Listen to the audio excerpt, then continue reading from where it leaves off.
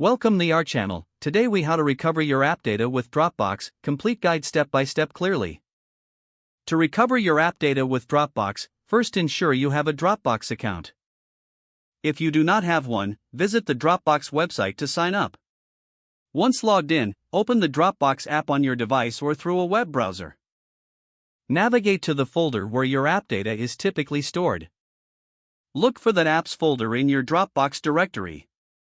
Inside the apps folder, locate the specific app whose data you want to recover. Open the apps folder to view its contents. Identify the specific file or data you wish to restore. If you cannot find the necessary file, try searching using the search bar at the top. Once you find the file, check the date modified to ensure it is the correct version. Right-click on the file to access the context menu. Select Download from the options provided. Choose the destination on your device where you want to save the downloaded file. If you are using the Dropbox app on your mobile device, tap the file and select the option to export or save it. Once the file is downloaded, open the corresponding app on your device.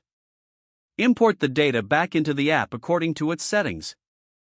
If the app supports automatic backups, check the app's settings to allow for future recovery. After restoring your data, verify that everything is intact and functioning properly.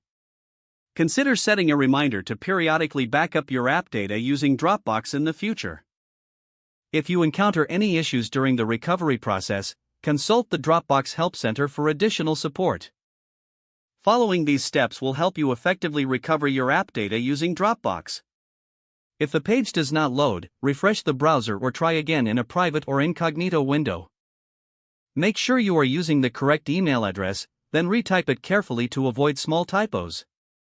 If your password is not accepted, use the reset option and create a new strong password you can remember. Check your spam folder for verification or security emails, then complete any requested confirmation steps. Enable two-factor authentication if available to improve account security and reduce unauthorized access risk. After signing in, review your profile details so your contact information and settings are accurate and current. If you see an error message, note it down and try again after restarting your device and internet. Don't forget to like this video and subscribe to our channel for more step-by-step tech guides.